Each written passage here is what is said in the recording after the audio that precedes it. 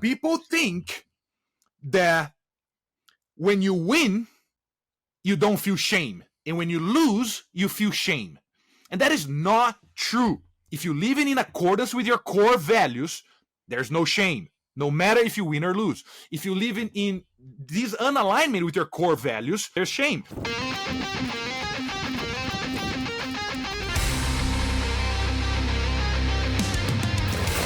You are now tuning in to the Relentless Project.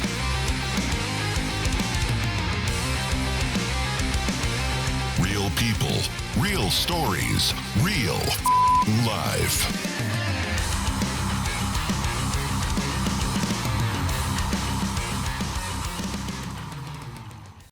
What's up, my brother? So, first off, I appreciate you for taking the time out of your day to even entertain this conversation. Like I mentioned when I reached out to you, I know we had those 5 days together, and you spoke in a way, like you spoke life into that, and a class of over 100 people, and just your mindset, the way you approach things.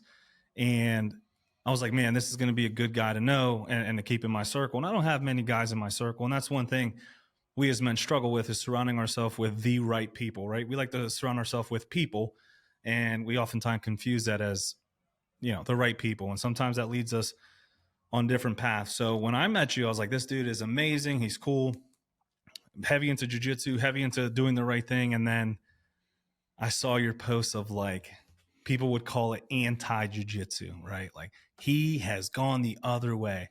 And what's funny, it's not really funny, but I call it funny. People have reached out to me like, man, have you seen Evandro's like posts? Like, what's going on with him? Is he okay? And I'm like looking into them, and I'll admit immediately, I'm like, oh man, like something's going on. And then I started looking past the surface area, and I was like, oh, he's talking about the stuff we've all thought about, and haven't talked about. And I think it's important to talk about it. So I appreciate you for jumping on. For those of you who don't know, this is the one with Evandro Nunes. And if you are in the MMA and jiu-jitsu world, he doesn't need an introduction. But for the sake of people who are tuning in and listen to this and don't really know who you are, tell us a little bit about your early life and upbringing. You grew up in Brazil, which everyone knows is a very tough place. And that's something you've talked about in the class, your upbringing and stuff. So tell us a little about your early life and how you got into martial arts. Ish, thank you for having me, brother. I appreciate your words. And I grew up in Brazil. I gave up explaining how Brazil is to Americans because it's just like a new planet. And it's very, very different, very violent. And we don't even have police, to the sake that, you know, if something wrong happens, my man, it's me and the situation. We don't have the benefit of calling 911. They don't show up. There's a lot of things involved. So, you know, I think it's actually worth mentioning that I love this country. This country is incredible. And I'm very grateful to be here so we can have this conversation. But in a nutshell, brother, I grew up fighting on the streets for what I believe to be right. Because in Brazil, you either bow out to what is wrong and become ashamed and leave because you're afraid, or you choose to take a stand and let's see what happens. And that's I chose that path. And it was not an easy path. There was a lot of street fights, and I would win 50% of street fights, and I would lose the other 50% of the street fights. And I was not content with that because I really believed, call it naive, but if I'm fighting for what is right, I should win. Like, I don't know if it's because of the movies or if it's because of my childhood, like naivety, like I mentioned, but I really believe that. And then that was not what was happening. So I was like, man, I am fighting for what is right, but I'm losing 50% of the fights. So that was my curiosity. I started training MMA, which back in the days was Vale Tudo in Brazil, a little bit of Muay Thai, a little bit of boxing, and then Jiu-Jitsu was introduced to me. I realized that Jiu-Jitsu was more effective than everything else because of my size. I was a skinny guy. And then I started pursuing that. And then, long story short, brother, I was able to channel that anger that I had as a teenager fighting on the streets, and I was channeled that to competition. That was my path. I competed a lot in Brazil. I came to America, competed a lot in America. Due to my success in the competition realm, that's how I was able to immigrate to this incredible country. Very grateful for it. I quickly realized that the competition game, was not for me, given that it was endless, and I started seeing some of those lies that we're going to talk about it later. But then I quickly migrated to teaching jiu-jitsu, which was very fulfilling. I really believe that everyone that trains jiu-jitsu realizes at a certain point how magnificent it is to share and to help others to go to the same path they've been. And then led me to teaching one of the biggest organizations in the world, which I'm very grateful for the opportunities. I've learned a lot teaching kids, teaching women. And then I started teaching law enforcement officers, that's where we got the privilege to engage with you guys. And in a personal note, it is the most, and I'm not saying that just because you are that guy, but it's the most impactful community that I had the privilege to engage with, for the sake that it's the community that I resonated the most. People that are willing to die for what they believe, that you guys don't call anyone. You guys are the one that people call you for. So I very much resonate with that. In Brazil, I like, let's go. Someone would call me and I would go. So I appreciate that willingness to face danger. And that's kind of where I am. I mean, I really like to believe, Ish, that I've done everything that you could possibly do in the jiu-jitsu community, in the jiu-jitsu world. From street fights in Brazil, to immigrating to this country, to fighting pay-per-views. I fought Metamoris, I fought IBJJF, I fought EBI, I fought other federations, and I taught jiu-jitsu and I made money out of it, and I was super grateful. But then there's a point that you have to make a choice, and I think every man goes through that choice, which is, man, should I turn my face and benefit from financial gain, or should I take a stand for what is right, no matter the outcome? Maybe because of my Brazilian background and my willingness to fight, I chose that path again. And I'm no longer tolerating the lies, and I'm no longer tolerating, silence and complacency. And that's why I did what I did. I'm excited to get into a lot of that. Because in looking at you posted these videos, there was an 8-minute iteration and then a 45-minute iteration. And I pulled a lot from it that we're going to talk about today, because okay. I mean, even I like to think I'm relentless. I like to think I fight for what's right when no one's looking. I like to think that we all think we're doing the right thing, right? And then I'm looking at your videos and I'm like, man, this dude he's making solid points that even me in my journey through life, I can be better and work better at. And I think that's why it's so important for us to dive into that. But before we dive into that, I had to do a little research on you, right? Because I thought I knew you. And I learned so many things throughout these videos that you put your heart on your sleeve in these videos. It was tough. It was hard. It's something that a lot of us do not do. And that's vulnerability for each other. And then just out in the open on the social media space for everyone to attack. You put yourself in a place open for attacks. And when you're doing the right thing, you'll notice you will reach a lot of blowback. But, I want to get into, you mentioned your father a lot, instilling these values in you. What values did he instill in you that caused you to find this need to fight for what was right at such a young age? Great question. The core of it, my dad would just tell me, speak the truth, treat women with respect, treat weaker men with respect. And if you see something wrong happening in front of you, do not come back home without having done something about it. Basically, don't stand by in the presence of evil. So if you see something wrong, do something about it, because otherwise no one else is going to do it. So that's the basic teaching of it. And then I actually really believe that us as human beings are born also with this desire to do right things, right? So I think that those two things combine very good. I think we are born with good, and everyone has greatness within them, and it's a matter of us choosing that. And in your talks, you've talked a lot about that voice, right? That voice. And we all have that voice. And you mentioned you were so caught up in this chase that you started to push this voice into the background and you weren't listening to it. And then you mentioned this pivotal street altercation that happened in Brazil that caused you to really give into MMA and jiu-jitsu for the right reason, right? Protection, defense, character building. What was the pivotal moment where you were like, I need to now go to the US to pursue this? Because you're doing what's right, you're fighting for what's right. And when we here in the US think Brazilian jiu-jitsu, because it's Brazilian jiu-jitsu, right? It's jiu-jitsu now, but it's always Brazilian BJJ. Oh, I do BJJ. I do Brazilian jiu-jitsu. It's like, don't you want to go to Brazil? That's where all the amazing people in the jiu-jitsu community who stand out, they're from Brazil. And you made a very tough decision to leave your home country to a new country that you don't know, a lot of unknowns. What was that moment for you that said, this chapter's done, now I need to go? I wish what I'm going to tell you was more inspiring than it's going to be, but I don't think this is a pretty story at all. I think that growing up in Brazil and fighting for what is right, and bro, when I came to America, I was 23 years old, and the truth is that I looked at my life and I was like, I can no longer stay here because the politics, because of the business, so the way that the business structures are organized in Brazil, they're not the most fair. There's not much opportunities. There's a whole rigged game to the sake that in order to make more money, you have to be the cousin of someone. There's a whole hierarchy. We talk about the lineage. Yeah. Well, who are you affiliated with? What gym are you affiliated with? Where do you? Yeah, I can see that. And the favors, and then you somehow it's just society doesn't really work like America. And then watching movies as a kid, I was like, man, maybe in America.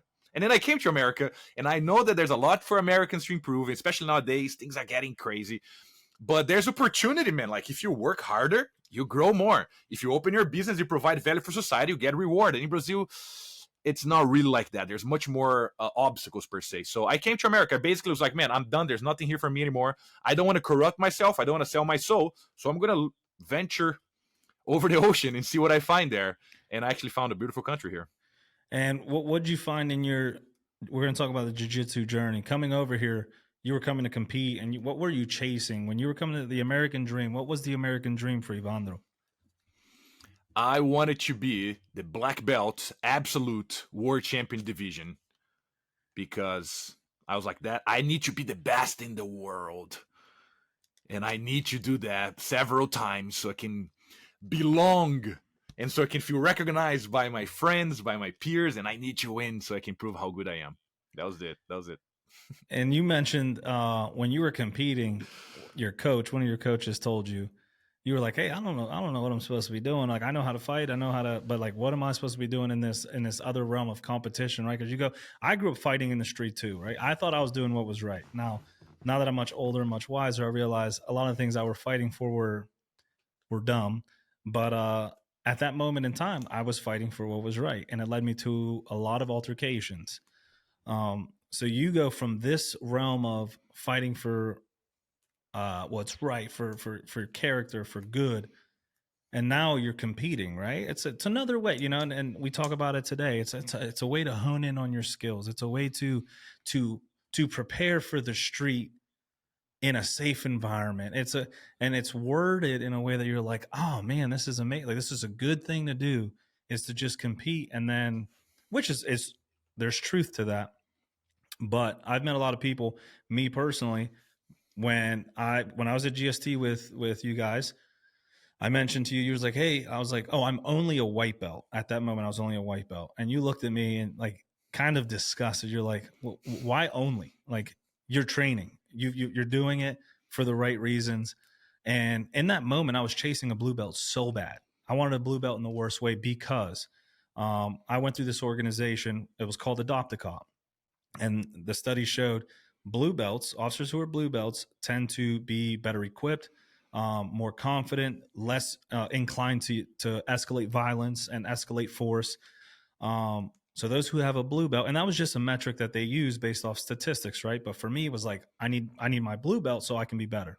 So I was chasing a blue belt so bad that I would put myself down. I'm like, I'm just a white belt. I'm only a white belt. I'm only this. And that brief conversation, I don't know if you remember it, that we had, you're just like, why only? Like, you're training, you're doing the right thing. You're in this class. And I'm like, oh man, he's right. Like, when someone tells you something you don't want to hear, you're like, he's right.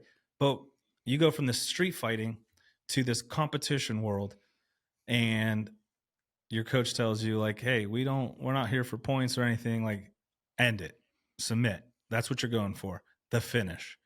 How has that philosophy molded you as a man, or at that time, how did it mold you? Like, we're not here for points or the flashy stuff everyone else is doing. We're here to win. Like, how did that motivate your journey at that time?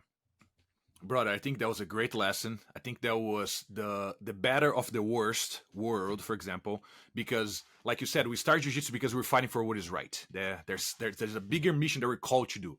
And then we enter jiu-jitsu because I needed it, man. There's no other way around it.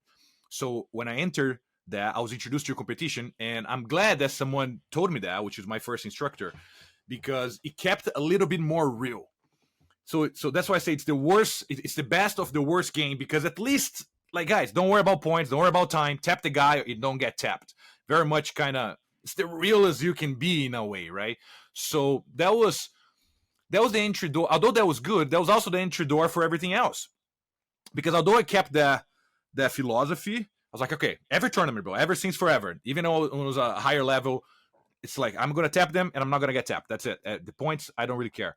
So although I kept it real to that sake, I forgot other things. I forgot where I started training. I forgot that there was more things beyond jiu-jitsu. I forgot, I wanted to be the Pan American champion, the world champion, and American champion. This whole thing. So even though I can sit here and say, oh yeah, I never competed for points because it's not real. I cannot say that because I was competing for tapping someone, which is also not real. And the core of it is what we don't want to hear, which is what you mentioned.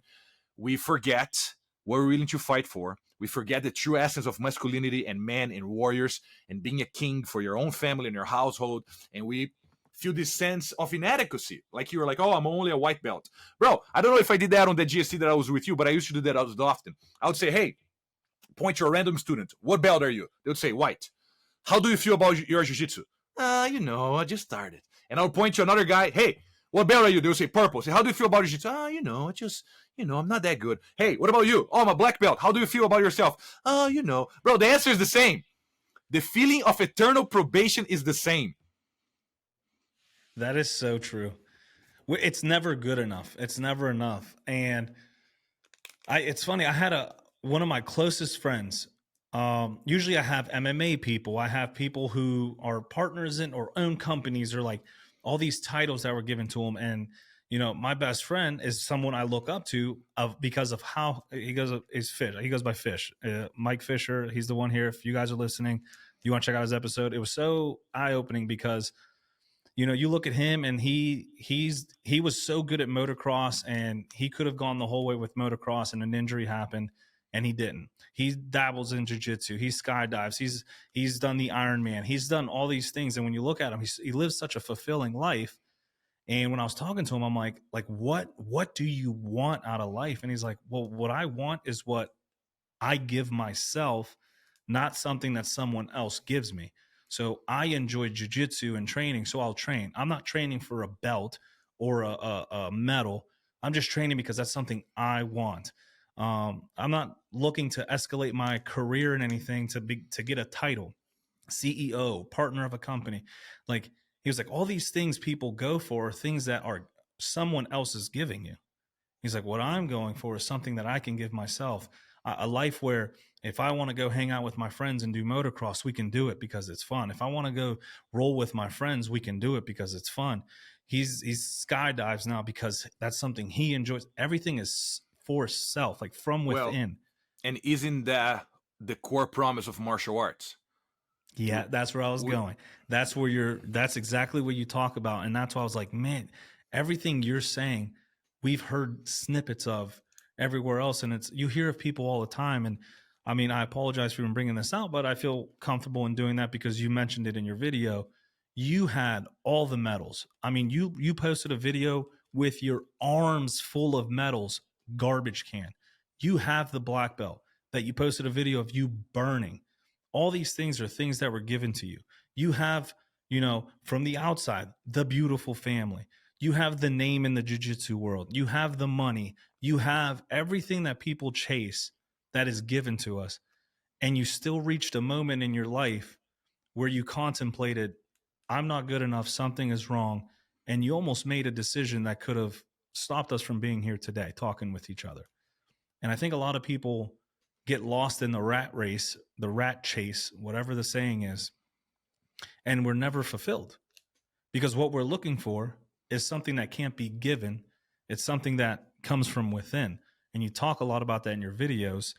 What was the moment that you realized you were now exploiting this thing that you started for self-development, self-fulfillment, for self, and now you're taking advantage of it. What was that moment, and what was going through your mind when you reached this realization?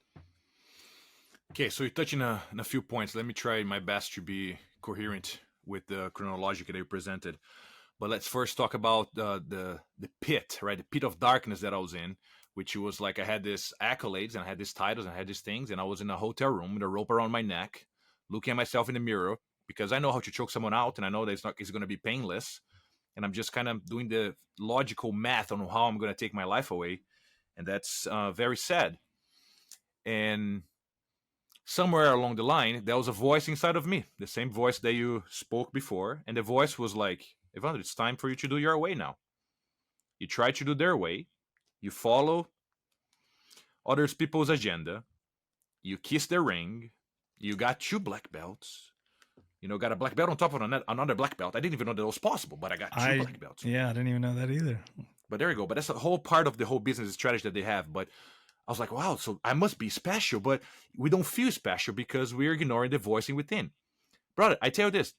Luckily, or who knows, serendipitously per se, or I don't know the word to say, that I didn't fully sell my soul. I still have a piece of integrity inside of me that was deep down within me, and it was able for me to get it back, because I remember I was in Beverly Hills and I was teaching. Bro, actually, I'll tell you this story. I was in Beverly Hills. I was in their restroom. A childhood friend of mine found my WhatsApp number, and then he texted me. He was the kid that I used to go to street fights with. He was the peacemaker guy. So I was fighting like 5, 8 guys at the same time. He'd never threw a punch, but he got my back. He was pushing people, preventing people from punching behind my back, which I appreciate that. So he texted me, he found my number. I don't talk to the guy for like 10 years or 8 years. And then he's like, Yvonne, you're not going to believe it. I bought a house. Man, it took me X amount of years. And to do that in Brazil, my man, it's just like good for him. And he was so happy. And he works 9 to 5 in a like a Verizon, quote unquote, from Brazil. And he's like, man, and I did this and I saved. And he was so happy. And I got married and my wife is pregnant. And he was just full bliss in his eyes. And then I was like, bro, I cannot believe I'm so happy for you. And then I'm very probing with my questions and very outspoken. So I was like, man, how much money are you making to be able to do that? Like, I'm very happy for you. And then he told me how much money he was making. And the amount of money that he was making in a month was what I was doing with one private class. 1 hour teaching is this guy was making in a 9 to 5 in a month. Bro, I was like, hold on. Something is not right here. Because when I look around in these Beverly Hills students, I don't see the fire. I don't see the passion. I don't see that enthusiasm that the guy had. And even in myself, I don't see that anymore. And I'm here on the peak, quote unquote, peak of whatever you call it. And I was like, man, what am I doing with my life? On top of that, on the same week, I was teaching this private class in this guy's house. It was on top of Beverly Hills. I had my Kawasaki Ninja full geared up, full my dream bike. And I was going to the Hollywood Hills, and I enter his house with this gigantic gate. His Maserati is parked by. And I go into his house, and I taught this guy on last Friday, and I was the following Friday. And then he looks at me, Evandro, I'm so excited to learn from you again, because last week you taught me jiu-jitsu, and I felt so confident, and I felt like I was Superman. And then Saturday night, let me tell you what I did. I did this and this party with this and this and this. And he was telling me, all proud of what he did with that confidence that jiu-jitsu gave him. And then I was like, oh my gosh, that's what you're doing? Like, I gave, like, from the bottom of my heart, I gave you the very thing that I believe that was so precious. And the things that he told me was completely opposite to my values of integrity that I try to strive to live by. And there, bro, I was like, I cannot believe. I lost, bro, the fire in my eyes at that moment. And I was like, I'm robbing my students, and I'm giving jiu-jitsu for money, because that's the only reason why I keep coming here now, because you're paying me good money. Now that I know what you're doing with the confidence that I'm giving to you, I cannot continue doing this. That was actually the last class that I taught the guy. And ever since I started teaching law enforcement officers, which was the natural progression, which is, it only made sense, right? I was like, all right, I still have to make money. I still live in America. And there's nothing wrong with making money, by the way, guys. This is not an attack in capitalism. This is not an attack to making money. Go ahead and make money. I think that's a beautiful thing. However you can, as long as you don't lose your integrity and turn your face away. And that's what I was doing ish. I was turning my face away for all these little things. And at that very week, 2 stories happened back to back that I was like, I can no longer turn my face without losing the spark in my eyes and losing my integrity. And that's kind of the pivotal moment. A lot of people confuse making money with doing wrong, right? Because we see the news and we see social media, and the people who have money are involved in a lot of, what do they call it? Like sketchy things. It's escaping me, but we see all these people we look up to, right? Like NFL players, right? Oh man, I want to play football. They're in the best of the best. They're living their dream. They're getting paid to play the sport they grew up and love and have a passion for. And then, they beat their wife, or they're involved in drug scandals. That's the word.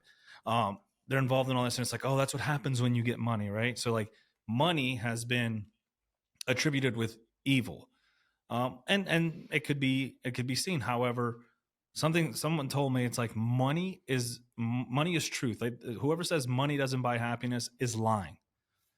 What money does is, one, it buys you time to do what you have passions to do, right? If you are a good person with good intention, you're going to do good things with your time and your money. And I forget who the heck told me. It was like we were like at a dinner setting or something, and we were just talking. He was like, what money does, it highlights who you are as a man, as a person. If you are good and have good intentions, you're going to do good things with money. If you don't have good intentions, you're going to spend your money in places you shouldn't spend it. Strip clubs, bars, drugs. You're going to always take the shortcut and burn people to get more money, because you're chasing money. You're not chasing what money can give you, and that's time, peace, tranquility, all that stuff.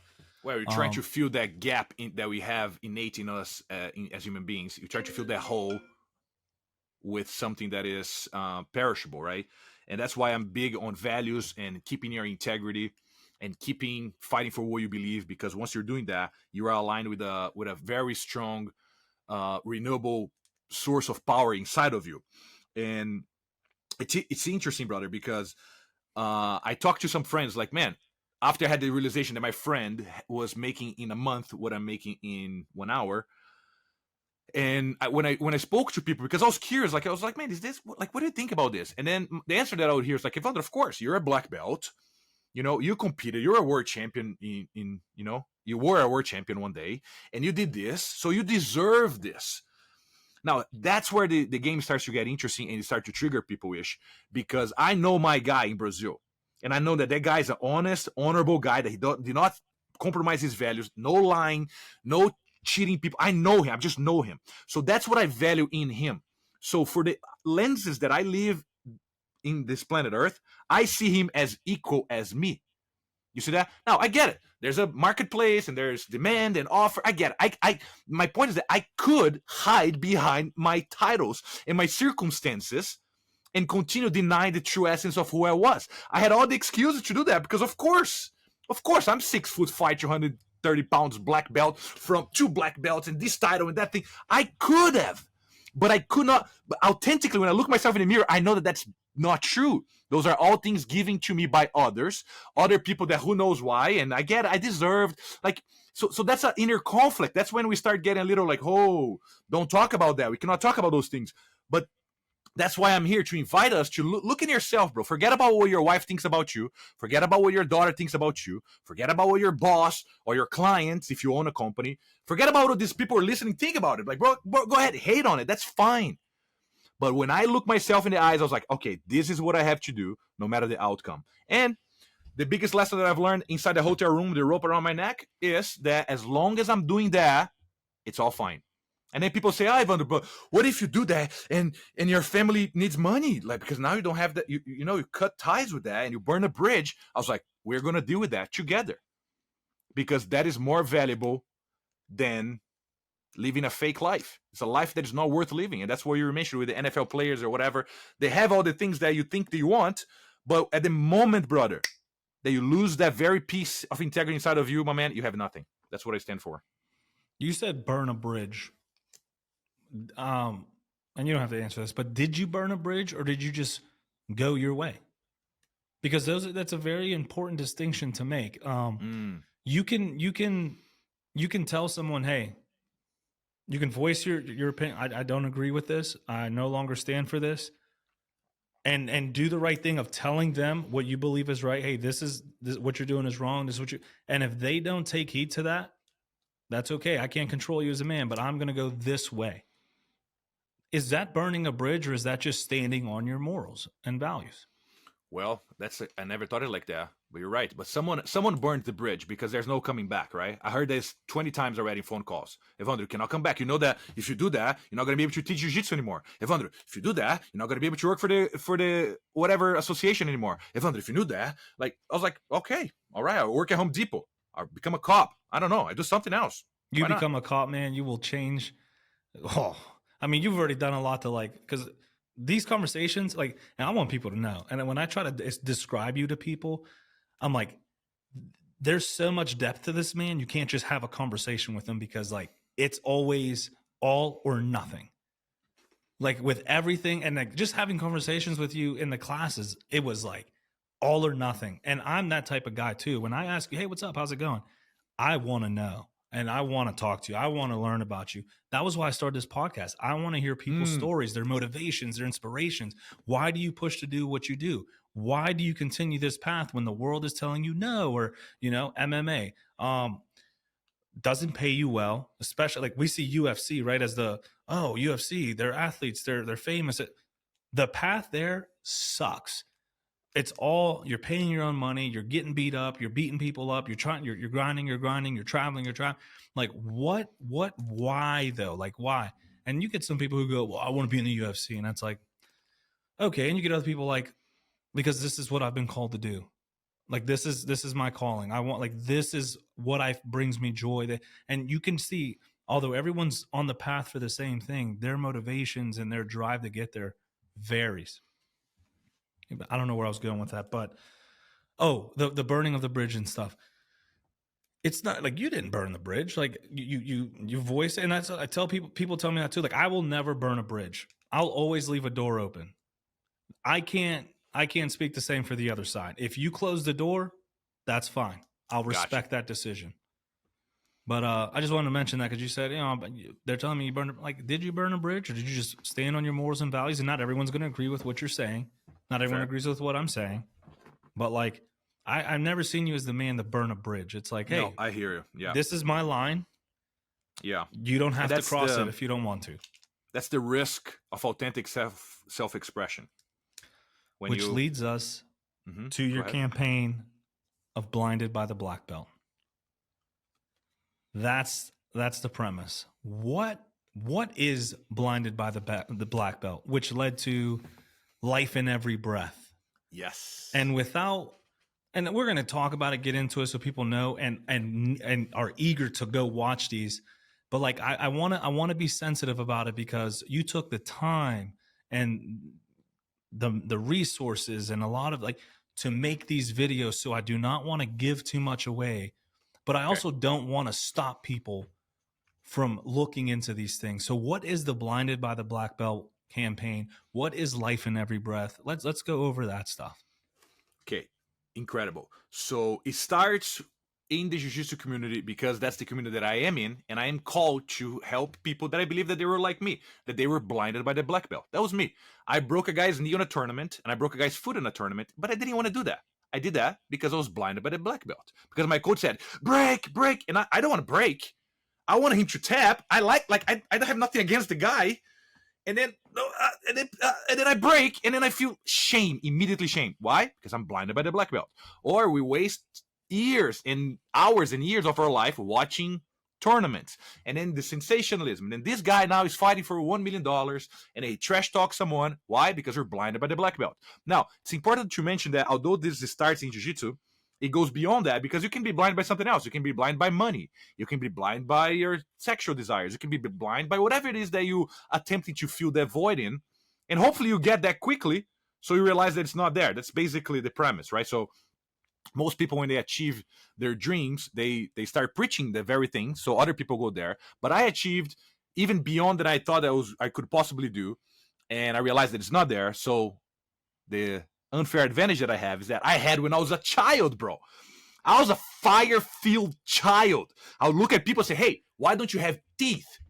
Oh, you cannot say that. You cannot. No, I'm curious. Like, I want to know. We have this childlike, you know what I'm saying? Like, man, I want to know stuff. I want to try things. But then the unspoken social agreements blinds us. And then we feel inadequate. Then we stop talking. Then we stop being on fire. And that's the opposite of that is life in every breath. Because when you're aligned with your values, when you're aligned with your emotions to the point of even in your anger, people say, oh, getting angry is toxic. It's bad. No. Acting impulsively without controlling your anger can be destructive and toxic. Ooh. But anger is a calling, bro. As a man that I have inside of me, that I am angry about X, Y, or Z. And that is my own inner unconscious. I don't even know what you call that, but telling me that I need to do something about that. Not for me to oppress it and be, oh no, it's okay. Anger is wrong. No, it's not. Well, and that's so funny you mentioned that, because when we think anger, we see the bad examples of anger, right? And people talk about anger. It's like, oh, he gets angry. Okay, what does he do when he get angry? Because that is the important thing to talk about. And there's this thing, not to get political, but this thing of toxic masculinity. Because masculinity in and of itself is not toxic. Masculinity, to me, moral man, faithful man, good character, good morals, stands for what's right, doesn't back down. And I always say this, like, now that I'm older and like I grew up fighting a lot, like now I'll go out of my way to avoid a fight. It's not worth it. However, if I cannot avoid it, I won't back down. Like if it's presented itself, and that's for law enforcement, that's where you have to be, because de-escalation is huge, right? Like, yeah, I can break your arm. Do I want to? No, that's the last thing I want to do. I want to de-escalate. Now we have a tragic event, right? And I even hate talking about this, but a school shooting, that's something that happens all the time. Yeah. You want a manly person, and I say manly, but there's also women who are very brave and do this too, but I'm talking because we're both men. It's we can connect. You want someone who's going to go in there and not give an inch. Like, the opportunity presented itself, you don't get to give an inch now. Yep. You go. So that's we all have that inside of us, my brother. And I'm going to quote Jordan Peterson right here. I just found his quote. He says like this: a good man is a very, very dangerous man who has it under voluntary control. Yes. When people say, oh, he's violent, cool. Yep. I like violence. I don't act in violence unless I have to. Like, what danger is a man who doesn't have violence? He's not scared. He's useless. So I usually say like this: there's two ways you can walk away from a fight. You can walk away from a fight because you're a coward, and you can walk away from a fight because you are being graceful and, I don't know. It's perspective. But here's the thing. If you don't know how to fight, if you don't have access to violence and anger on purpose, you cannot walk away from a fight honorably, because you are just straight up afraid. If you don't have what it takes to take a stand, you have no grace to give. You're only afraid. Okay, this is perfect. Hopefully I can word this. Courage, right? What is courage and bravery? And we're going to talk fight scenario just for metaphors. I like to speak in metaphors. What is courage, right? Let's dissect what courage is. Evandro, double black belt, fights a lot. You have the potential for violence. A 16-year-old kid who's never been in a fight tries to punk you, and you whoop his ass. Is that courage? Nope. No. Cowardice. Now backwards. Evandro, double black belt, all these titles, but he's a bully. And you have this 16-year-old kid step up to you like, hey, what you're doing is wrong. And you're like, let's fight. And he's like, let's go. Never fought before. Is that courage? Yep. What is courage? Willingness to do what is right, no matter the outcome. Good, because if he loses, he still possessed courage. Yup. And in the vice versa scenario, like if you lose, same scenario, same outcome, but the roles are reversed, you didn't possess courage. Agree. You just got your ass whooped now by a 16-year-old with all these accolades that you had. So you see how like the perspective is like it's the foundation of why are you doing it? How are you doing it? It's not what happens after you do it. Because when people look at law enforcement in these scenarios, there was a situation in Texas that happened where officers failed to go in and do what needed to be done. And they're like, man, these cops are scared. These cops are afraid. I'm going to break it to these people. In the situations in Dallas or in Texas, the other situation in Texas, because there's multiple, let's say Florida, where the cops ran in without thinking twice. Guess what? They are also scared. They're not like they don't possess something differently. They're better. Maybe they were better trained, better equipped, but the fear is still there. All right. So may I use this bridge, Ish? What you're saying right now is exactly what I am attempting to bring back to people, because you do not need more jiu-jitsu. You do not need more accolades. You do not need a bigger arm. You do not need more money in your bank account to have courage, to speak up for someone. As a matter of fact, the question that I want you guys listening right now, like, by the way, go watch the videos like Ish mentioned, but to give you guys value right now in this podcast, I want you to ask yourself, how do you, like, what in your life matters to be done despite victory or defeat? It's very important that you guys consider what is the thing in your life that set your life on fire despite victory or defeat. Because let me tell you this, the fights and the situations in my life in which I consider victory or defeat, they're not in alignment with me, because you do what is right no matter what. We have that inside of us. There's even a quote in Hakaguri, which is an incredible book, you guys should check it out, that says, real men do not consider victory or defeat. That's another way of saying that there's something in your life that is more important than your own life. And bro, it breaks my heart because I talk to people like that and they're like, I never thought about that. I was like, all right, so let's start thinking about that right now. Because if your life is the most important thing, Ish, and this becomes a hard conversation. If your life is the most important thing, then you're going to sell it. Then you're going to give it away. Then you're going to abide from responsibility because you're protecting life. And if you're protecting life above your values, you are a coward. And that's fine, because I've done that too. And it is hard. And I was telling Ish, I don't know if he was in this phone call or before, but I'm 230 pounds, fighter, willing, whatever you want to call it. And guess what? I still feel fear. It's the same fear that I feel right now is the same fear that I felt when I was 5 years old. That's why I believe that it's an unfair advantage that I have that I started training jiu-jitsu only when I was 14. Because before 14 years old, I had the same fire that I realized that I have when I was accomplished black belt, or whatever that even means, right? So it's the same thing. You just have to make a decision within yourself. Are you willing to take a stand and, despite the outcome, have conflict? That could be with your wife, that could be with your boss, that could be with your client, that could be how you eat, bro. Because we try to oppress that thing and then we eat freaking bad food. I know that because I do that. When I want some comfort, and that's fine. You see, I'm not here judging you guys saying, I run 1,200 miles and, I'm lean and this. No, that's not the spirit. The spirit is, guys, what do you want to do with your life? You're not coming back and you're going to die. Sorry to break it to you. That's the life of a warrior. We're going to die. It might be today. It might be in 30 years. I don't really know. I have no idea. And that is what? Life in every breath, Ish. Once you realize your own mortality and you're willing to take a stand every single day, if you mean every word you say, if you do not lie, do not cheat on your wife, do not lie for your clients, do not lie for your students, to the best of your ability. And when you fail, you go there and you own it. Say, look, I fail, I broke this. And then you take back your sword again and you keep on going, because that's the life of a man, the life of a warrior. And I'm so glad you said that, to the best of your ability, because we are all at different stages in every point of our life, right? Like we can look at someone and be like, oh man, you did this. And because I am at this point and you are at this point, I can now stand above you and go, look what you did. Did he show up at his best today? What was his best? Let's say if we can rank best from 0 to 100.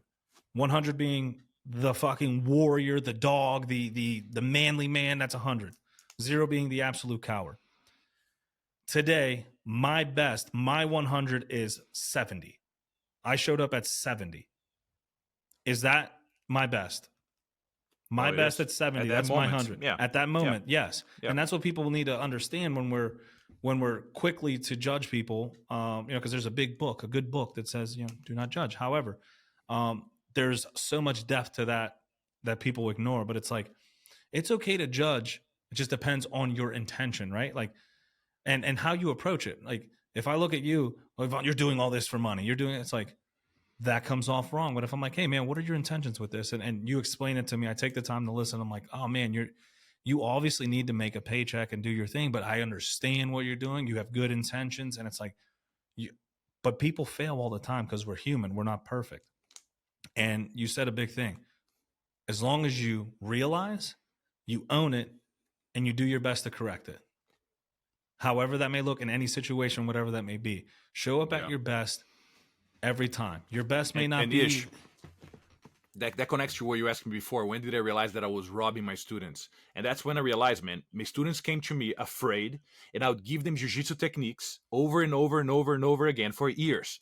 And then they would go back to the same addictions, to the same vices, to the same inadequacy, to the same fears. And I would shake their shoulder like this. My intentions were good to the sake that when I was teaching jiu-jitsu, I was like, bro, you guys can do it. You guys can do it. And here's an arm lock. Here's a leg lock. Here's a choke. Here's my best technique. Here's a seminar. And then they would feel good for 3 days, and then boom, back at self-destruction because it's not reliable. It's depending on my own contagious energy. And that is not okay. You have to rely on yourself and on your values. And that's what I realized after many years. And that's what I'm trying to give people. That the thing that's already there is I'm giving people nothing, basically. I'm just removing the excess time watching people, the excess distractions and illusions. It's like a mentorship. That's like when I was watching your videos and he offers this, I don't know if it's open for the public, so excuse me if I blow your spot up, but he offers this very exclusive channel where you can like have conversations with him in this community and everyone's like bouncing ideas off each other and like asking him questions. Like, I'll let him talk about the more personal stuff, but like, hey, what happened with this organization? Like, where are you standing now? And he answers these questions because of his intention, right? Your intention isn't to ruin anyone or poop on anyone, or it's, this is what I was going through. This is how I feel. And this is what I'm doing now. And I think there's value in putting yourself in a community like that because it gives you motivation. However, motivation is not the end all be all. You need discipline, and discipline can only be done through yourself. Other people can motivate you. Other things can motivate you. External circumstances can motivate you, but no one can really instill discipline in you. It's what you do. People can tell you things to do to help you build discipline, right? And I think that's where your Blinded by the Black Belt videos and your campaign, I call it a campaign. I don't know what you call it, but a movement. Your movement, like it's not just for jiu-jitsu. And I realized that when I was looking at your videos and going through all the emails you send out. He has like an email list too that he sends you out regular emails, and it's just I don't know how to describe it. It's so good. It's so good because through there you discuss like the 5 critical lies of jiu-jitsu. Mm-hmm. But like you're not pooping on jiu-jitsu. You're saying like this is what it has become. But that happens with everything in life, right? Like, we were having a phone conversation before churches, right? So many people have so much to say about churches. And I agree that when the Bible talks about church, it's about people who come together. It's not the physical building. It's not the light show, the concert, all that stuff. Yeah, it's cool in some church. But like when you have your intention set on the wrong thing, these lies begin to develop. Like you have to tithe 10% every time you come to church. And it's like the Bible tells you tithing will bring you good things. And, in this world of law that existed before Jesus came, 10% was the rule. When we're giving all these rules, it's like, I'm talking biblically now. The rules were meant to show us that we're not good enough to do this stuff. He came for us to fulfill the law and free us so that we can develop a relationship. And like that leads into the next thing of like, so the black belt, the Blinded by the Black Belt campaign, all this to say, it's not about just jiu-jitsu. It's about a way to approach life, to seek fulfillment, to better yourself as a person so that you can go out and do good things. You can, like you said earlier, you can insert anything into that. Blinded by the promotion, blinded by the paycheck, blinded by whatever industry you're in. If you can, if you have good intentions and good motivation, you're not going to be blinded. However, it's easy for us to get into these things with good intention and be steered incorrectly. Yes. Which is why I want people to understand, like when you're watching these videos, you have to, before you watch the videos, go to his page, and we'll go over this after. Go to his page, see who he is as a man. Look at him up. Look how he walks, he carries himself, conversations he has with people. Google him, and then get an understanding, and then look into this stuff, because it's going to make you appreciate it a lot more. Like, man, I see where this guy's head is. I see what his intentions are, and if I can apply this to my industry or my thing, you can go back and do amazing things with your life and surround the people and the people surrounding you. Thank you, Ish. That means a lot coming from you, brother. I say something that I very rarely hear people saying, but let me try to make two bridges right here. The first one is that I really believe that because I was a willing child, and for whatever growing up circumstance happened, or for whatever reason I have inside of myself, I was willing to die. That was many times in my life, bro, that was like, this is it? Like, I'm 34-ish. I don't even know how I'm so old, bro. I really don't know how I made it. You're 34? No. Yes, I'm 34. Bro. But to the point... No offense, you don't look older, but just the way you move and through life, I'm like, this dude's like, he's lived many lives. Bro, I don't know how I'm alive. I'm 31. Like so many. You're 31? That's so good, man. There we go. We're I right look there. at you, I'm like, I look up to him. He's a mentor. He's like a dad to me. Bro, you're 3 years older than me, bro. What? Bro, what you see in me is nothing but a reflection of your own wisdom. What I was trying to say, though, is that I don't know how I'm alive because I was willing to die, okay? So because I was willing to die, I seen, and I don't mean this in a bragging way, but I've seen things that other people have not seen. I've seen that once you step through the barriers of your values, there's a new surge of power that becomes available to you. But you have to jump that bridge. It sounds like a little cliche, right? Oh, just have to do it. But it's the truth. Once you jump, you either die, which if you die, that was it. That was a life worth living, brother. How can a man die better than facing fearful odds for the ashes of his fathers and the temples of his gods? Like, there's no way to die better than living a fulfilling life.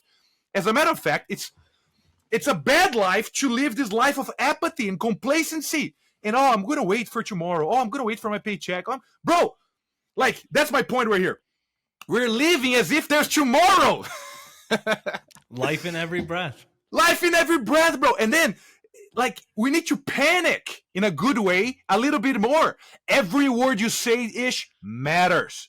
Your influence, your friends, your family, your children, your co-workers every single day, whether you like it or not, whether you want it or not. Life in every breath is basically this understanding that, yes, everything I do matters. Everything I do-ish is a life and death decision. Look how crazy that is.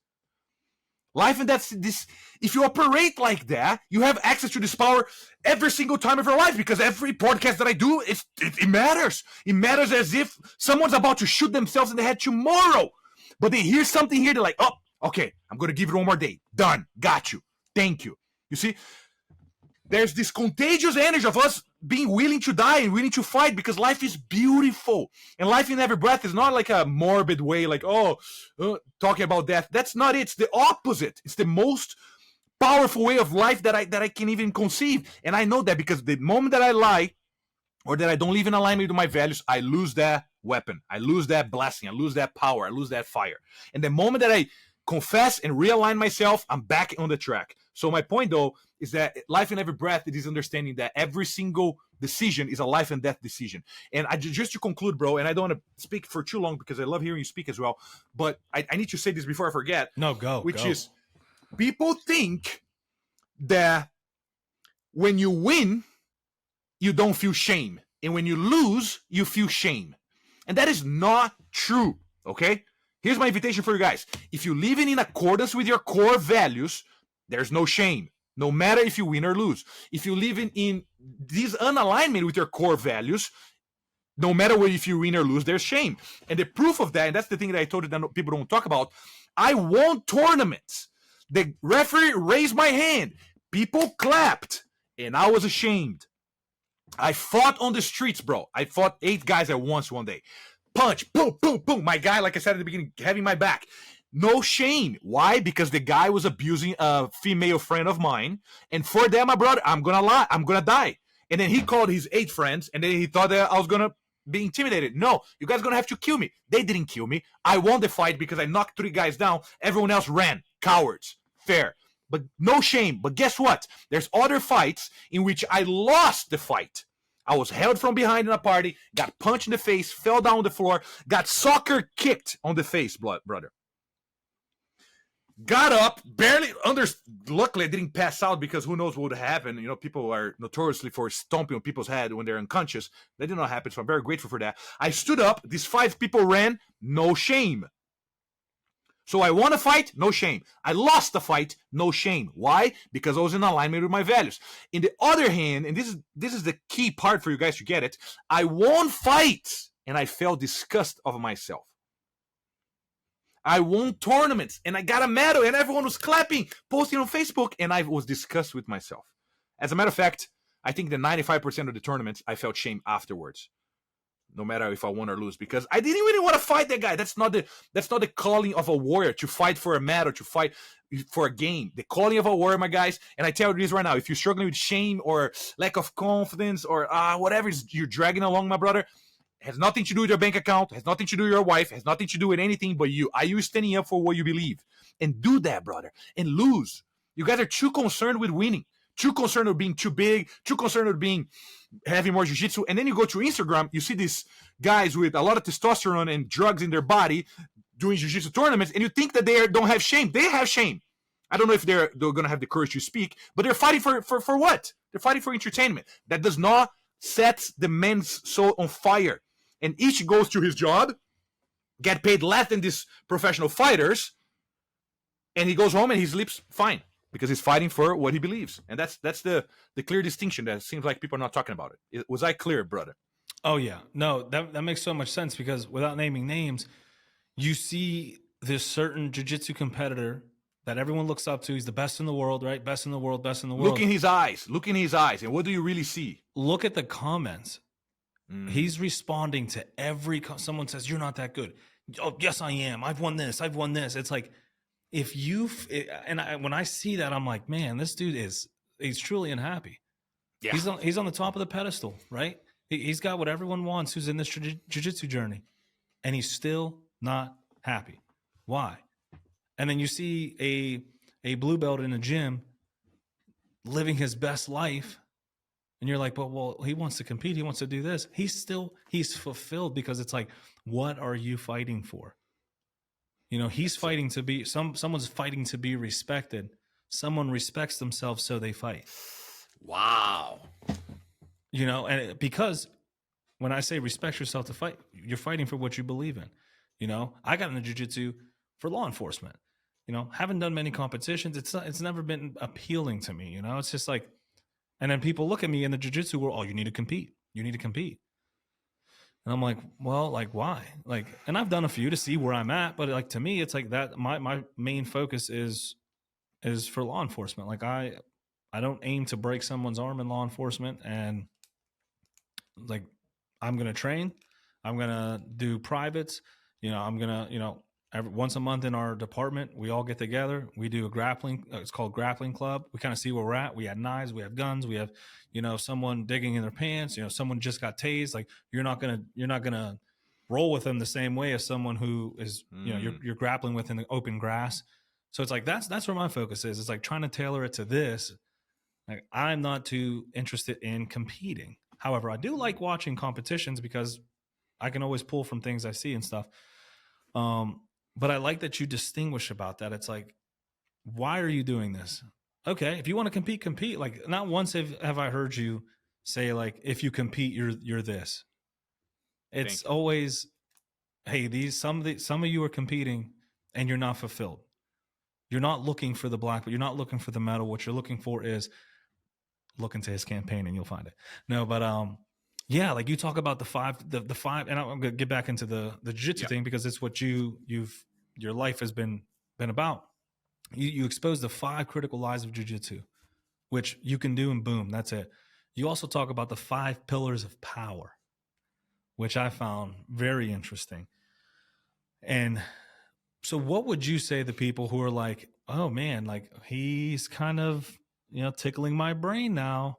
What are some of the misconceptions or some of the things that people have chased in jiu-jitsu that can lead you to go the wrong road, the wrong way? You mean the lies themselves? Is that what you're talking about? Yeah. Like, I don't know if you want to go over the lies, but what are some things, like I know you've mentioned like greed and fame. We mentioned those 2 things. Like, you're chasing this because you want fame, you want this. Like, what are some other things that can get you hooked onto the wrong path? And we don't have to keep it jiu-jitsu, just in life in general. Fair. Well, you mentioned one. I'll just start with that one. You said, every time I go to jiu-jitsu, people say, hey, Ish, you have to compete. There's a certain peer pressure for you to do that in which they find to be beneficial for them. And if you forget your values, and if you forget your why, and if you forget the things you stand for, it's very natural. They're like, you know what? All right. And you do it. And then you do 1 time, and then they say 2 times. And then they say 3 times. They keep probing you. And the next thing you see, hey, man, you want to go to the war tournament? So now you're going to have to train harder. Therefore, have to spend less time with your family, which in most men's case is a priority. So then you start violating your core values to do something that was peer pressured by a society, by a community. Because one of the lies and one of the main misunderstandings is that people believe that their coach or their black belt have their best interest at heart. And I believe that some do. Okay, there's a lot of good men out there. But most of the people that I know, they don't. They are more concerned about their gym than they are concerned about you. And that hurts, man. That hurts. That my company that I used to work for was much more concerned about $10,000 than about my own life. Like, you would be amazed when you realize how little your life costs for the organizations that you engage with. Do you think that, let's say you watch NFL or NBA, do you think that NBA guys, they care about your well-being? Or do you think that they care more about watch time, pushing you to ads, pushing you to beer, pushing you to fast food, pushing you to XYZ, so they profit on the back end? It's a hard conversation, but it's true. They do not care about you. And let me tell you this, your team, let's say your team is, I don't know the teams, bro, but your passion team, like, when they win the Super Bowl or the rings or whatever. We'll talk the Steelers because I'm in Pittsburgh. We'll say the Steelers. Done. When they win, what happens with your life, Ish? I go home off my dopamine kick once that's done, and I go to sleep and then go to work the next day. That's it. You got a dopamine kick to distract yourself from your own fears and inadequacies. I get it. We all numb in a certain way. But we have to stop that not by abiding, I'm going to make more money. No, but remembering, guys, remember. Life in every breath. Every decision you make is a life and death decision. And that, when you're aligned with your core values, that does not bring anxiety. It's not like, everything matters. No, everything matters. And you do it serenely and willingly and joyfully because we're free men. But you know what, Ish? Let me hit that one home. We don't want to hear that, do we? Because once you know that you are a free man and you have everything within you to speak the truth and to take a stand for what you believe, it comes a certain responsibility. Accountability. A certain accountability. That's where you're like, hold on. My life is this way because of me? Ouch. It's a tough pill to swallow. Yep. And at the end of the day, everyone comes up differently. Everyone has different circumstances. And I've talked about this before. Growing up, I had this anger of like, why does he have everything and I don't, right? When at the end of the day, it doesn't matter what he has. And it doesn't matter what I have and don't have. What matters is these are the cards. Now what? What are you going to do? You want your circumstances changed? What are you going to do to change them? Well, and that brings a good point, Ish, because what people don't know is about the secondary ramification of their desired circumstances. And although there's a lot of people listening, they're resonating emotionally with what I'm saying, but there's a lot of people that needs the intellect, right? They're very rational brain people, and they need to make this make sense for me. And my point is that, for example, if you don't have money, you believe that you need money in order to speak your truth, let's call it, or in order to do something. But what you don't know is that when you do have money, you have fear of losing money and fear of not having money. So as a matter of fact, if you don't have money right now, you are free to do it because you don't have the consequences of losing. Now, if you have money right now, you're afraid of losing the money, and then you're not doing the thing because you have too much money. It the very thing you chase becomes the very thing you're afraid of losing. Yes. And that could be with anything. If you're too young, you're like, oh, I'm not too old, I'm not wise enough. Perfect. So do it anyways, because failing doesn't matter. But when you get old, you think they're not going to have that fear. But now you're old, you're like, oh, I'm ashamed of doing it because if I fail, everyone's going to think that I should know right. So it's everywhere. There's a secondary invisible ramification of things, Ish. And intellectual people very much understand this because they need this. And it's the same thing that I said with shame. When I would win fights, I would not feel ashamed. When I would lose fights, I would not feel ashamed. People think that when they win, they don't feel shame, but that's not true. When you fight for what you believe, you don't feel shame. And that connects to every single thing. You can talk about beauty. You can talk about being married. People say, oh, whenever I have a family and I find the one, my woman, then I will be loyal, or then I will be X, Y, or Z. But you don't know that once you have a wife and kids, it becomes 10 times harder. Dude, I knew this. I knew this conversation was going to be insane. And then when you are married, you think, oh, I need to divorce because if I'm single, then I will be able to X, Y, or Z. But when you're single, then you're alone because you don't have a reason to fight, which is your family. We're trapped-ish. We're in the rat race. We're in this wheel. So what do you tell people who are living this life right now? Like, if you can give them something right now, like, I am chasing something and I almost got it, but I'm scared to lose it. So I have to keep going harder. But now because of this, like, what does Evandro say? Circumstances are an illusion. They will not give you the thing that you're looking for. You are today more powerful than you know. Having less money is a gift. Having more money is a gift, as long as you're aligning within yourself. And that's what people don't talk about, because it becomes too mystical. It becomes, and by the way, guys, I removed all the mysticism guru kind of like, oh, okay, let's talk about the benefits of being a black belt and, center or higher self. That's all.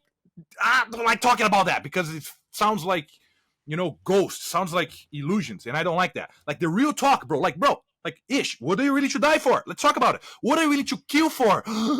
What do you mean kill? I cannot kill. No, yes, you can. Now, you don't have to. Hopefully you can de-escalate and not do that because life is valuable, but you have to be honest with yourself.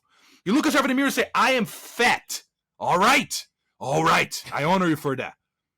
Let's stop eating the freaking donuts or the McDonald's, which I know tastes good. Was donuts a direct attack? No, zero.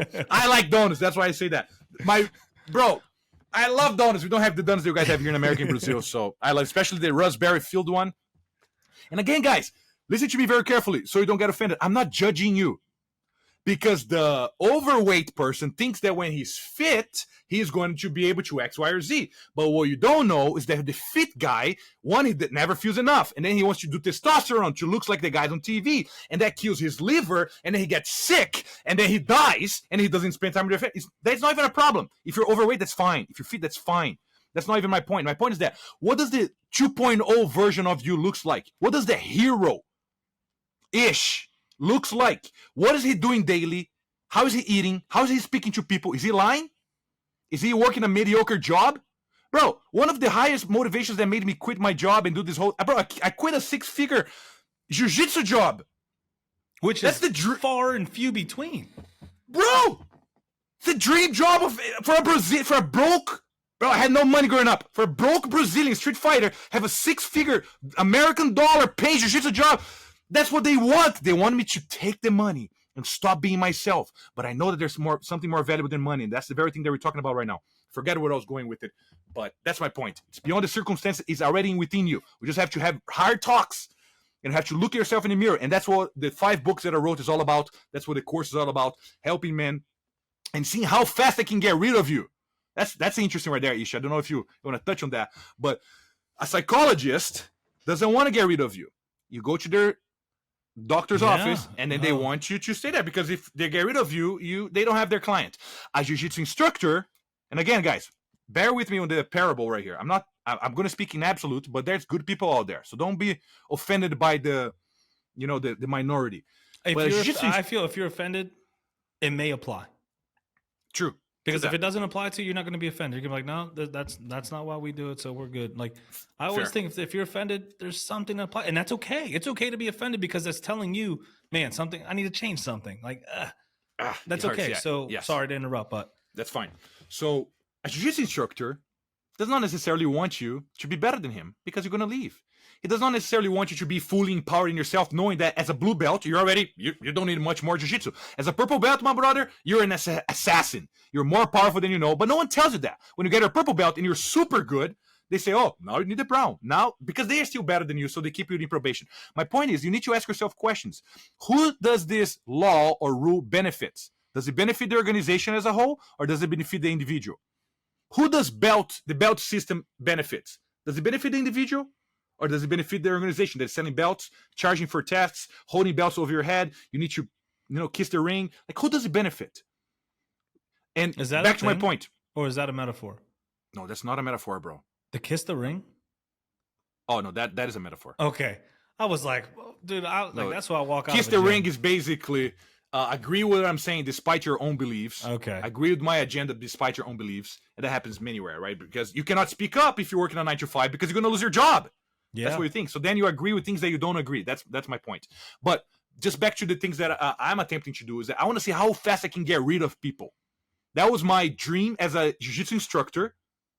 That's why I didn't fit business models, because, man, come to me, learn a little technique and bounce. Like, I need more kids and I need more other people to give them some love and some fire so that they can leave, because they're already very good. Like, especially in America, there's very little street fights. But use that for something good. And in the conversations that I have, I want to see how fast I can empower men with their own self-reliability, so they don't need me. Because if you need me, brother, you're my slave. If you need TV, you're the TV slave. If you need the pornography, you're the pornography slave. If you need the alcohol, if you need jiu-jitsu, people are addicted to jiu-jitsu-ish. And I feel like I'm freaking yelling right here, so hold my horse as if I am speaking too much. Bro, I'm the same way. People are like, why are you yelling? I am just excited. I'm sorry. Bro. You see that? So, guys, you don't need those things. Those things need you. You don't need your black belt. Your black belt needs you. But who are you really? Who are you really? Who are you? What do you stand for? What do you stand for? You have to look yourself in the mirror, bro. Like Ishi said, you look at these champions, they don't have light in their eyes. Look at their eyes first, and you realize that you don't want to be like them. Dan, my brother, you're going to have to look yourself in the mirror, and you're going to realize that you don't want to be like you are. The good thing about that is that you can change. You can take a stand today, brother. After this podcast, you can do it now. As a matter of fact, close this podcast right now. You don't need to hear anything anymore. Done. We're done. You know what I'm saying, bro? It's here. Yo, be a slave. Life in every breath. Be a slave for another 5 to 10 minutes, please. No, but you are right. Like, we'll talk fast food restaurant, right? People look down on fast food workers. It's like, when I go to a fast food, when I used to go, I don't want to. We all go. It's so. Don't lie to me, Ish. We all go. It's fine. It's okay. When I go and I see someone, hey, honey, what can I get for you? Boom, boom. They're in there. They're like, bam, bam, bam. They're coming to you. Hey, what? Did we get everything? Okay, good. Hey, you need a straw? Like, you see this, like, this life in their eyes. And then, when I meet people like that, I want to know everything. I want to know everything. Why? Like, why are you like this? Why do you? And like me, people talk to me and they're like, dude, I'll go to work. Not every day is a good day, but it is for me. Like when I called you, I made a note of this. Okay. When I called you, I said, hey, bro, how you doing? Hey, best day of my life. Woke up to my daughter and healthy. I'm like, when you were like, hey, best day of my life, I'm like, oh, dude, he just got a phone call that just changed his life.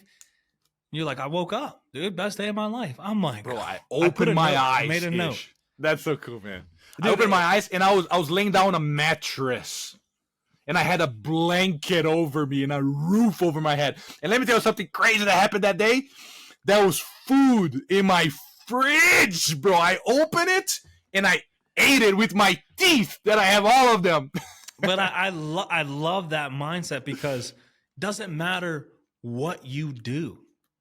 It's how you do it and why you do it. When I was at this restaurant, and this worker's just like joy and you know, walking around, hey sweetie, how you guys doing? Oh, okay, but you guys have, like, they're just in, and then you see the other people just slamming stuff down, like they don't want to be there. And it's like, That's a good point. what is your motivation for? You have two people doing a similar job, but something within them is very, very different. All right, this is a great point. I think you're really going to like this, Ish. Thanks for saying that.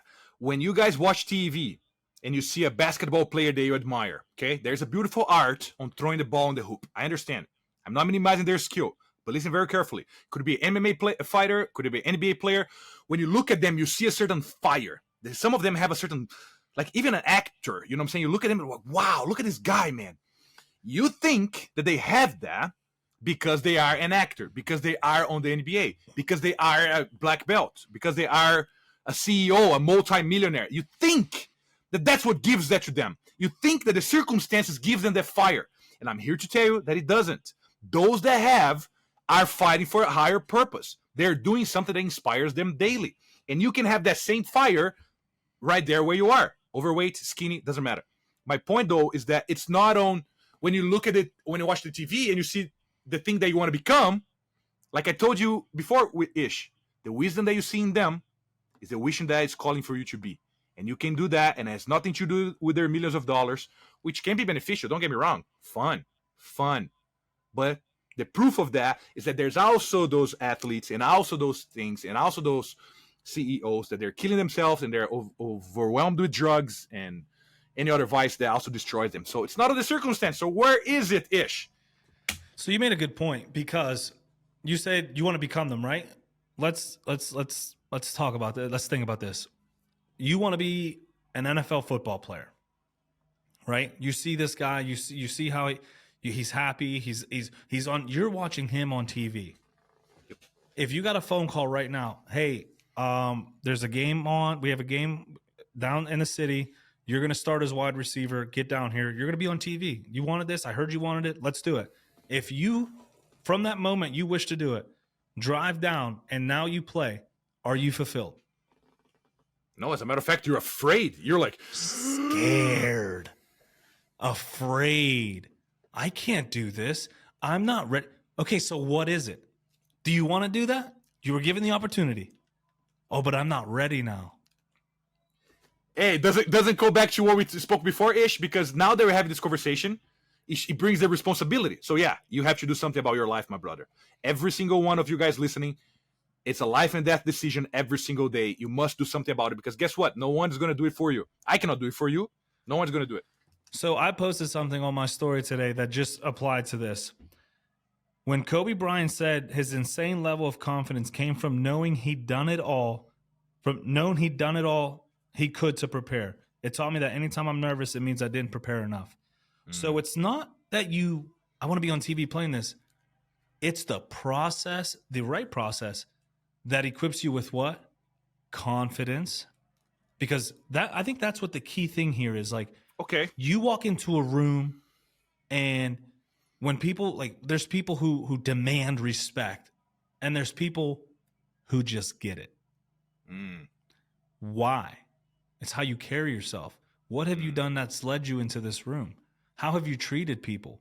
Have you shortcutted people? Have you wronged people? Because if you have, there's always going to be something inside of you like, oh man, like you're never going to be at peace. And others can see, those on fire, they can smell that you are a liar. They can smell your lack of discipline. It's visible. You try to hide your vices, it's impossible. We can see right through it. Yeah, and it's when you're at that level with someone else, you can there's this like thing that happens, right? Like you meet someone, and I think it's very common amongst men. Like when I meet someone, and I either know from a conversation, oh, this is going to be a good dude. This is going, or I know like, yeah, something's off about him. Like something made me uncomfortable. But it's like this innate, like when you are confident and you're at that level of like, I'm good, like internally, and now I'm moving in the right way. If I get burned, I get burned. Like I'm not going to change how I am in my approach to people because other people took advantage of it. Mm-hmm. When you're there and you meet someone else like that, there's just like this vibe and conversation that happens. You can't put like something on it. Okay, let me tell you guys a secret now, okay? I don't think I ever shared this in any interview ever, but I feel called to share this right now. I have this dream in my mind because some people might be thinking, oh, it's easy for you to say this because you're 6'5", or Ash, you're like fit, like your arm looks like 2 trunks of a tree, and you have this beautiful beard and have this charismatic smile. So they, that's what they say. Oh, of course you say that because you're a black belt. So they hide behind circumstances again. All right. So here's the dream that I want to share with you guys. I have this dream version of me that I am, bro, big. I eat all the junk food, and I have a hoodie, and I'm a programmer. I have this dream of not talking to anyone ever again and doubling down on my anti-social tendencies. You see what I'm saying? And I can see that that's a very fulfilling life. Imagine me being a hacker or being like a Bitcoin guy, just doubling down, because it goes back to the secondary ramification of things. Like the ugly person, let's call ugly. Forgive me about my blunt language, guys, but the one that considers himself ugly thinks he wants to be beautiful. What you don't know is that when you're beautiful, there's secondary ramifications that come with that, especially for women. It's hard to be a beautiful woman because there's so much attention, so much things, right? So there's benefits of being not as in the center of attention. It's doubling down on who you are. That's my point. I am tall. I'm 6'5", so I double down my height. But if I was short, I would be a dope, short little guy because I'm short. And double down, guys. Double down in who you are.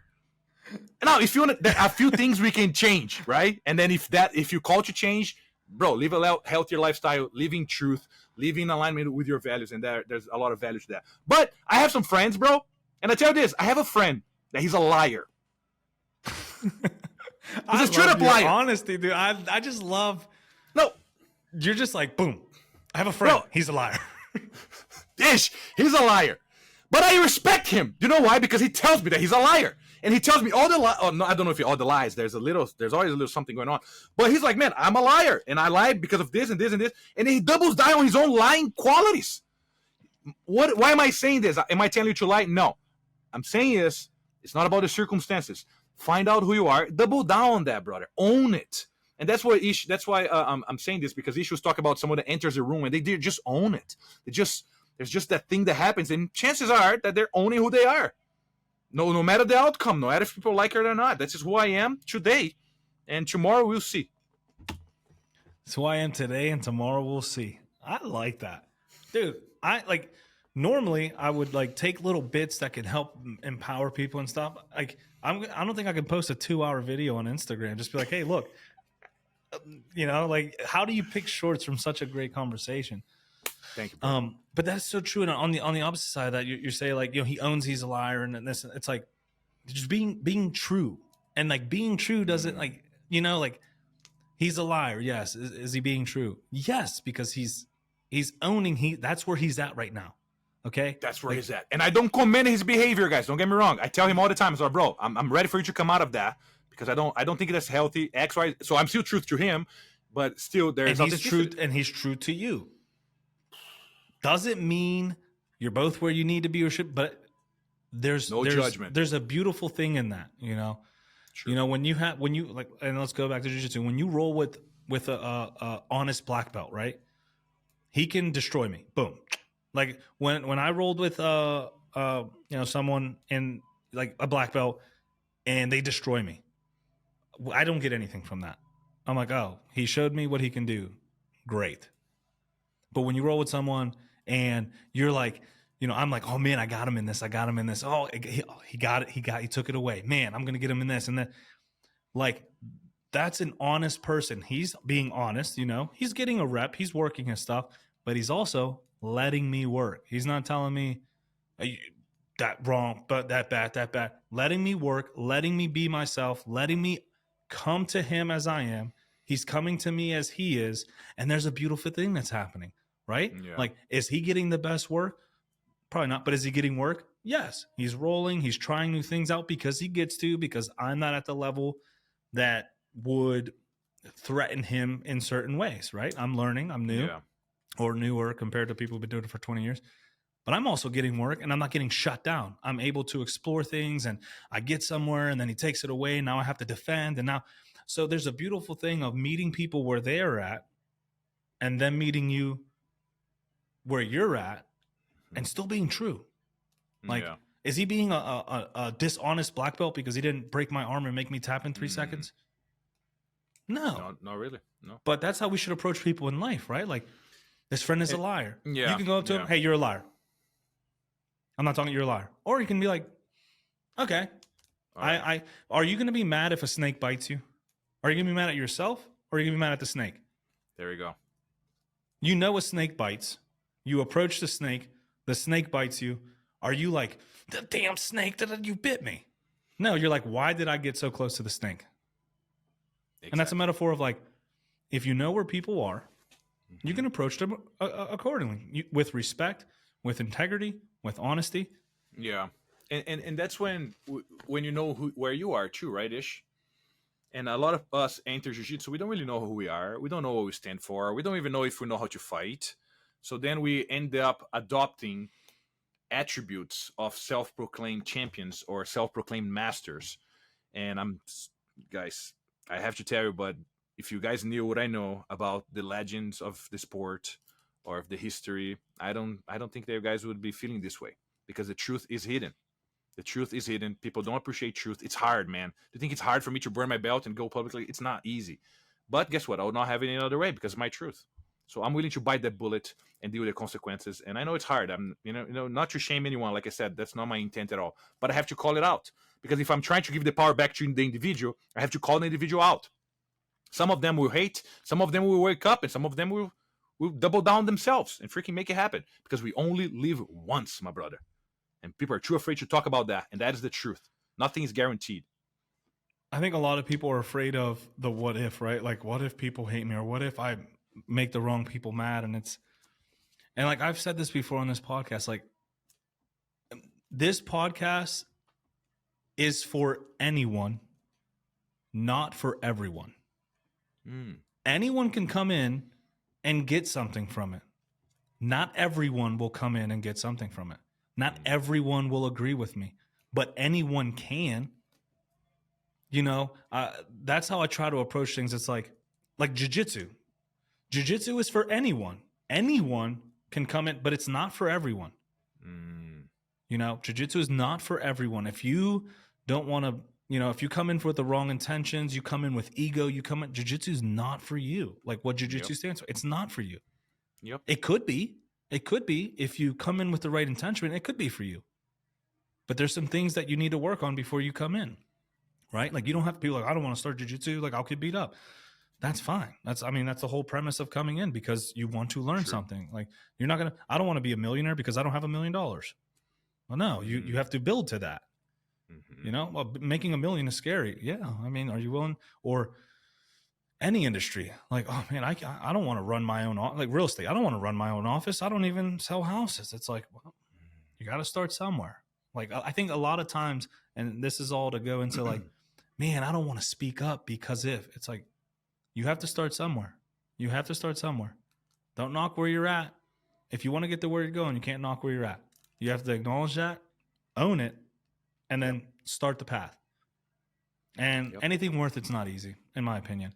And like we said before, real men do not consider victory or defeat. You guys are calculating too much. You're calculating too much. You're looking at people's sides. Oh, the guy's big. The guy's small. Oh, the guy knows jiu-jitsu. The guy's a black belt. The guy's... Ish, tell me this. When you answer a call in a law enforcement career, and you arrive at the scene, and there's something happened, there's a trouble happening, do you jump out of the car and do what you have to do? Or you're like, oh, no, you know what? That guy's a little fast. That guy's a little big, so I'm just going to drive past and pretend I didn't see it. No, you don't calculate. You're like, guys, it's the right thing to do. And so what is the right thing to do for you? I will say calculating is important, but not allowing that calculation to stop your movement, right? Like when I show up to a scene, I am calculating a lot. Fair. Am I going to approach this dude? Am I going to stand back? Am I going to use the car as cover? Does he have a gun? Is there someone behind him? Yes. So fair. There's a lot of calculation. However, if I stopped, parked, and went, okay, there's one guy there. No, I know that needs to be done. There's active.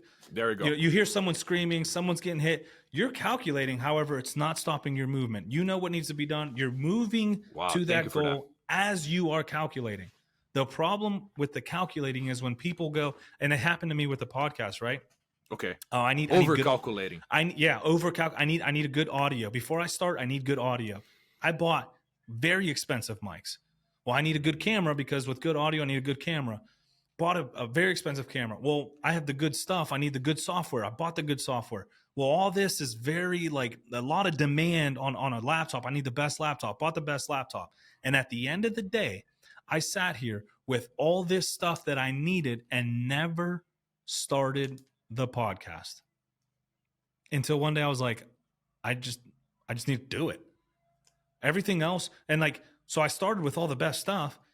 And throughout the process, I've noticed, well, this mics wasn't good. These stands weren't good. But it's it's me going and inching forward that I realize what needs to be done and what doesn't need to be done. And that's so calculating Fair. is good so long as you're moving towards your goal. Well, thank you Right? for correcting that. You're right. The over calculating is the crippling thing. Yes. And that's where people hide behind because their fear of failure is hidden by over calculating things and nothing's going to be done. It's easy to say, I don't have the right camera. I can't start. You're thinking too much. Bro, you need to read the book. I've talked about it multiple times, and you hit on a lot of the points. Really? Don't Believe Everything You Think by Joseph and Ewan. Read that book. Very short book. It will blow your mind, which I want to see your mind blown because your mind is already like crazy to me. Like I'd love 5 minutes to just embed into your brain, just like take as much as I can. But if you read this book, it talks about like, think about this. Everything we think is a lie. It's created. Thoughts are created. You see, and I used this example before, you see a red Corvette parked outside. What is that? It's a red piece of metal. It's a red Corvette. Let's say my father growing up drove a red Corvette. And every day I got to sit in the back and listen to the best music. And he took me to get ice cream. And when I see that red Corvette, all these thoughts come to me of happiness and joy and the time my father was alive and all this, right? Your father got hit by a red Corvette, killed him. At the end of the day, we see a red Corvette. I got all these thoughts and feelings and that comes from thoughts. You see that and you hate it. You're like, I never want to see another red Corvette again. At the end of the day, all those thoughts were created by us. Both the positive and the negative one. Yes. And the book talks about and walks you through steps of clearing your mind of thinking so that thoughts can come. And the thoughts is the inner voice. And he mentions God or he calls it unlimited thinking. And it's for everyone. He talks about like some people view this as God, right? Some people view this as the forces of the universe. Some people view this as, so like it's easy to acknowledge just an external force that happens. Good happens as long as you allow it. What stops things from happening is our thinking, right? How we approach things. Let's say I want to get a job for Apple. Apple's a big organization. I want to work for Apple. I can go into the interview like, oh man, like I don't really have the accolades. I don't really have this. I don't really have this. That's going to start giving me anxiety and fear. I'm going to go in. My anxiety and fear is now going to determine how I answer the questions and approach it. Or I can just go in and answer the questions how they come. At the end of the day, two things are going to happen. I'm going to show up to the interview and I'm going to get it or I'm not going to get it. No matter how I feel in the waiting room, let's say I'm prepared. Let's say I've done my research on the company. I've done my research on multiple questions. I know how I'm going to formulate the questions. I'm in the waiting room, waiting to get called. I'm prepared. I can create all these thoughts that, oh man, I'm not ready. Or hey, what are they? Are they going to ask me the questions that I studied? Or are they not going to ask me? At the end of the day, I'm going to get called into that room. The same questions are going to be asked and the same outcome is going to happen. But I pollute my mind with all this stuff. That doesn't change the fact that I'm going to go into this interview. I relate with that, Ish, because competing, my only goal was not even to win. It was to do the very best that I could at every given moment, man. There are some fights that I lost for people that I was like, man, I'm better than that guy, but I couldn't perform. I couldn't be who I really am, right? Let's use that language. I couldn't show what I know I can do, and that would bum me out because I couldn't be, because my thoughts were in the way, like you're saying. And And that brings us the question, like, man, are we trying our best for real, or are we just kind of, oh, I'm sure try my best? Oh, are we really ish as a human race, as warriors, as jiu-jitsu practitioners? You are as a cop, like are you training? Like you talk about a lot about that. As a cop, are you training jiu-jitsu? Are you really wearing that, armor? And even everyone watching, like, are you really doing it, guys? Or are you just watching a little bit of MMA and not having accountable man to hold you accountable, to speak the truth to you, say, hey, bro, you told me that you're going to drop that thing and you didn't drop it. And that's wrong, because that's not what a king does. Like, it's a hard questions, my brother, but that's where we start. It is. And that's the first step is, are you doing what's necessary for what you want to do? If you're a cop, I talked about this on the last episode. Are you training? Because at the end of the day, you're not at no offense to those who do this, you're not at an office job where if you call in sick today, it doesn't matter because tomorrow's there. Like, you are responsible for yourself, your partners, but most importantly, the citizens you took an oath to protect. So many people, like, if you don't show up, who does? This person called 911. It could be a raccoon in their yard, right? We get those sometimes. It can be an active shooter right now. They have called you for a job you took an oath to do.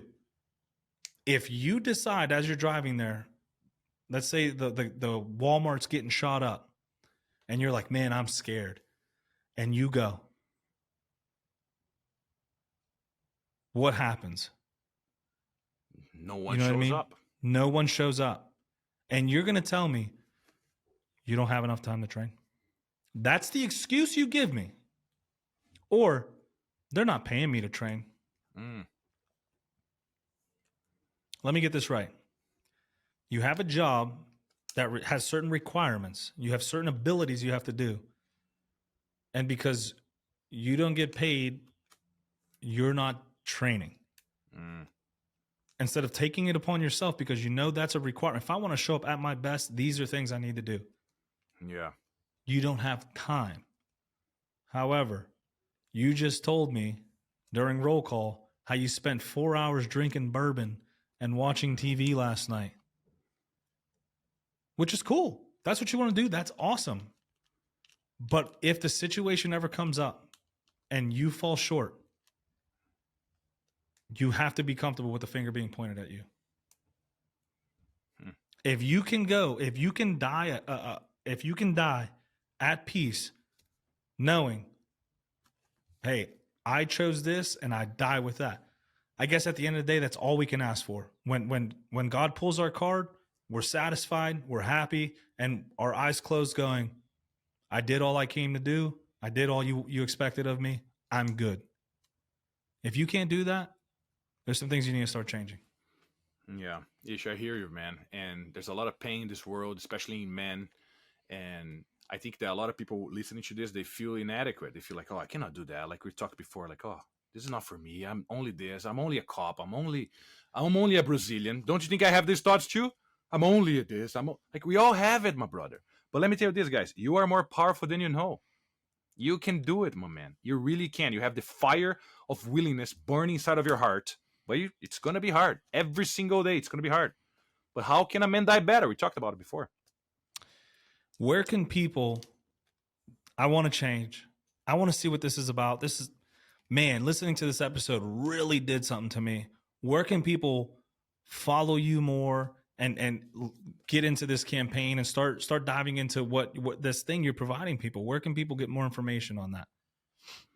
You have two choices. One, you can hit me up on Instagram or Facebook at Evandro Grateful, or you can go directly to the website, blindedbytheblackbelt.com.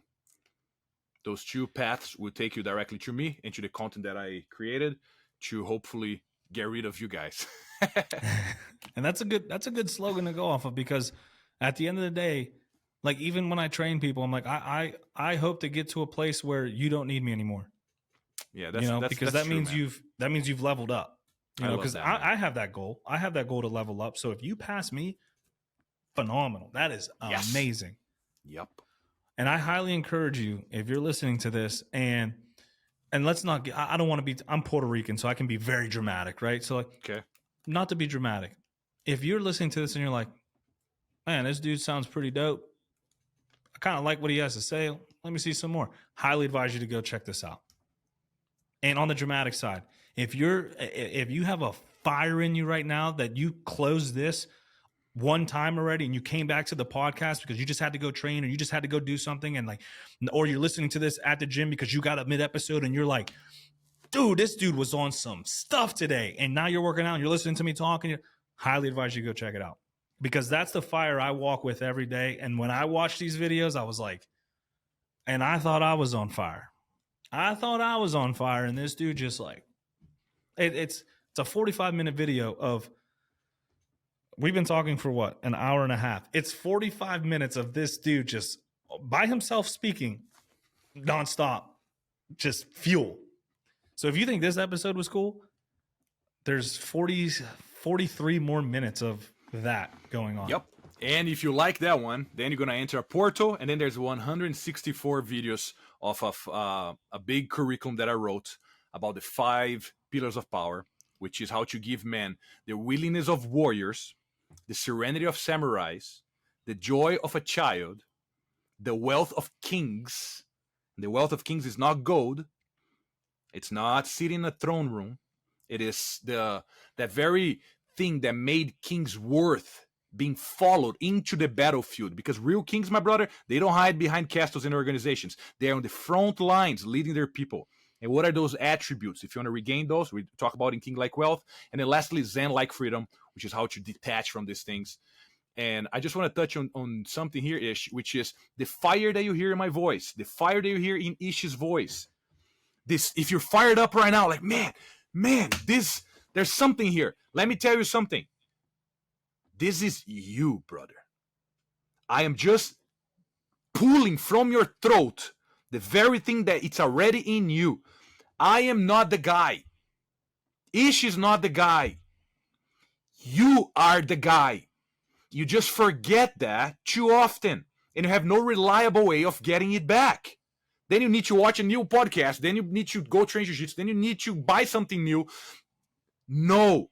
What I'm promising is, by having this clarity in introspection and have the courage to look yourself in the mirror and do the exercise that I propose in the 5 books that I wrote, you're going to come out with pieces of paper and images that when you read them, my brother, the fire will become available to you, because it's all about reminding yourself of who you truly are. Remind yourself of your values, your willingness to die. And my brother, like, it's reliable and it's yours. You cannot give that to anyone, otherwise it creates a relationship or idolization. That's not what I want with you guys. I want a brotherhood with you guys, and I want you guys being self-reliable, so then we can rely on each other. Because if you don't rely on yourself, my brother, I cannot rely on you. Ooh. And we can apply that to law enforcement. If you can't rely on yourself, or if I can't rely, if you can't rely on yourself showing up to this call to handle it, how can someone else rely? How can you rely on them? Like, it starts creating this like web of lies and web of pollution. So what about that Spartans analogy, right? There's the classic scene that the guy goes to the Spartans, and then the guy has a little deficiency. He cannot raise his shield up. And then the Leonidas, he goes to him and say, yeah, I cannot have you in my army. It's like, oh, no, but I can hold the spear. It's like, no. The shield is to protect the brother on your right side. And if you cannot raise your shield, you cannot protect the brother on your right side. And if you cannot protect the brother, there's a gap on the barrier. And if there's a gap on the barrier, we are all vulnerable. That's it. We need ferocious men capable of violence under voluntary control. And that's it, my brother. That's what it's all about right now. Bro, if that ain't the best way to end this, I don't know what is. I appreciate you for jumping on, bro. You just, without hesitation, you're like, let's do it. Let's have a phone call. I appreciate it so much, man.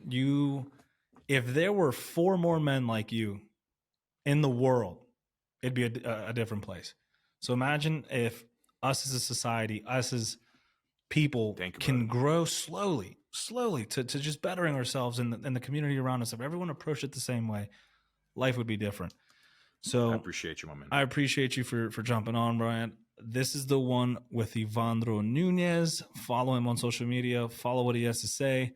if you appreciated this episode, I asked for a like and a subscribe because, if we can push this episode to more people, hopefully it helps more people.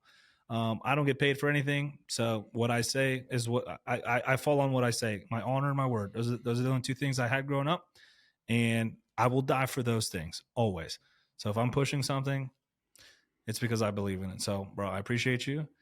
And this is the one with Evandro Nunes. We're out. Later.